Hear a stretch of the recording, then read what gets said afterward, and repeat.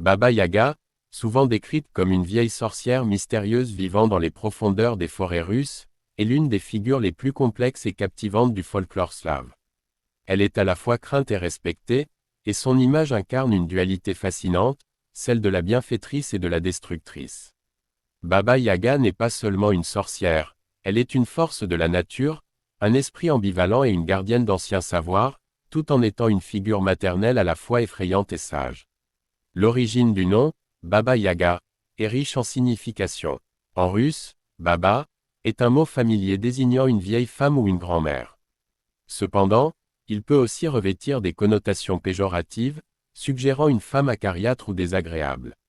Yaga, quant à lui, est plus difficile à interpréter, mais il pourrait dériver de l'ancien mot slave jaga, qui signifie maladie, douleur ou torture.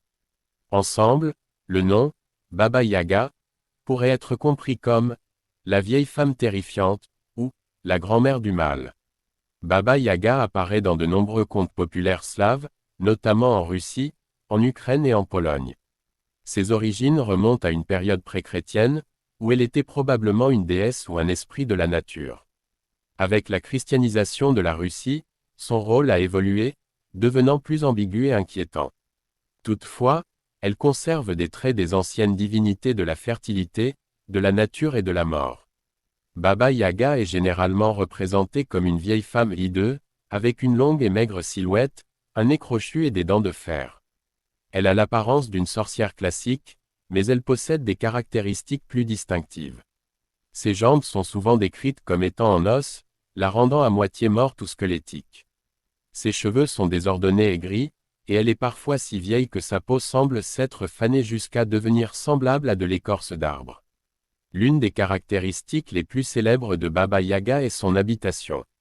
Elle vit dans une isba, maison en bois, perchée sur des pattes de poule géantes, capable de se déplacer à volonté et de tourner sur elle-même. Les contes disent que la maison se lève et tourne lorsque Baba Yaga l'ordonne, et elle est souvent entourée d'une clôture faite d'os humains avec des crânes montés sur des piquets, donnant à l'ensemble un aspect sinistre. Pour entrer dans cette maison, il est nécessaire de dire des mots magiques ou de demander poliment que la maison se tourne vers vous et non pas vers la forêt.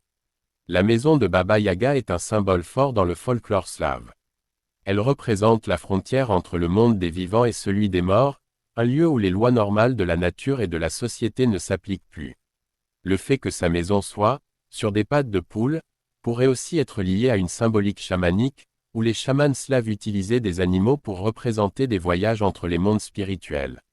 Baba Yaga est dotée de pouvoirs magiques extraordinaires. Elle est capable de voler à travers les airs dans un mortier, qu'elle pousse avec un pilon tout en effaçant ses traces derrière elle avec un balai en bouleau. Cette image de la sorcière volante est typique des contes européens, mais l'utilisation du mortier et du pilon est unique à Baba Yaga, symbolisant probablement ses racines dans la magie des potions et des herbes. Elle contrôle également des éléments naturels tels que le vent, la neige et la pluie. Dans certaines histoires, elle commande des troupeaux de chevaux sauvages ou des oiseaux de proie.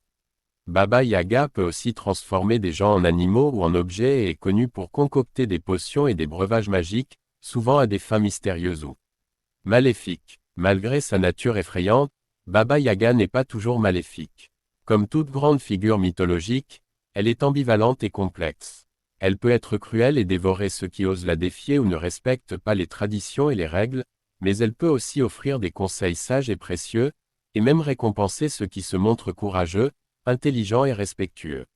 L'une des histoires les plus célèbres mettant en scène Baba Yaga est celle de Vassilissa la Belle, qui illustre bien la dualité de la sorcière des bois. Dans ce conte, Vassilissa est une jeune fille orpheline qui vit avec une méchante belle-mère et deux belles sœurs cruelles. Avant de mourir, la mère de Vassilissa lui donne une poupée magique qui la protège et la conseille. Un jour, la belle-mère, cherchant à se débarrasser de Vassilissa, l'envoie chez Baba Yaga pour chercher du feu. Vassilissa, avec l'aide de sa poupée, se rend chez Baba Yaga et y est soumise à plusieurs tâches ardues. La sorcière la fait nettoyer sa maison, cuisiner, et accomplir diverses tâches impossibles, menaçant de la manger si elle échoue. Mais grâce à la magie de sa poupée, Vassilissa réussit toutes les épreuves. Impressionnée par son travail et sa détermination, Baba Yaga finit par lui donner une lanterne contenant le feu qu'elle est venue chercher. À son retour, Vassilissa découvre que la lanterne est en réalité magique et qu'elle détruit sa belle-mère et ses belles-sœurs cruelles. Dans ce conte, Baba Yaga joue un rôle d'antagoniste mais aussi d'initiatrice. Elle teste la bravoure et la vertu de Vassilissa et, à la fin, la récompense. L'histoire montre comment Baba Yaga peut être à la fois destructrice et bienfaitrice, en fonction de l'attitude de ceux qui la rencontrent. Baba Yaga est une figure riche en symboles. Elle incarne les forces de la nature sauvage et indomptée, mais aussi la sagesse ancestrale qui provient de la connexion à la terre. Elle représente également le cycle de la vie, de la mort et de la renaissance, un thème récurrent dans les mythologies slaves. Sa maison, qui tourne sur des pattes de poule et est entourée d'os humains, est souvent interprétée comme un portail vers l'autre monde, un lieu liminal entre la vie et la mort. Dans certaines interprétations, Baba Yaga est vue comme une incarnation de la terre-mère, capable de donner la vie mais aussi de la reprendre. Son apparence de vieille femme rappelle la figure archétypale de la déesse mère, qui vieillit avec le cycle des saisons. Le fait qu'elle puisse être à la fois cruelle et bienveillante reflète la nature ambivalente de la terre elle-même, capable de nourrir mais aussi de détruire. Baba Yaga peut aussi être vue comme une gardienne des rites de passage. Les jeunes héros et héroïnes qui la rencontrent doivent souvent accomplir des épreuves pour prouver leur valeur. Ceux qui échouent sont punis, mais ceux qui réussissent reçoivent des dons ou des conseils qui les aident dans leur quête. Ainsi, Baba Yaga est à la fois une figure initiatrice et une gardienne des traditions. La figure de Baba Yaga a continué à évoluer dans la culture populaire moderne. Elle apparaît dans de nombreux livres, films et jeux vidéo.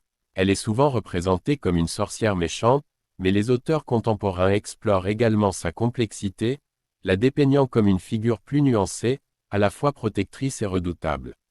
Dans la culture russe moderne, elle est souvent associée à Déu des Moraux, l'équivalent russe du Père Noël, bien que dans ce contexte, elle soit généralement plus bienveillante.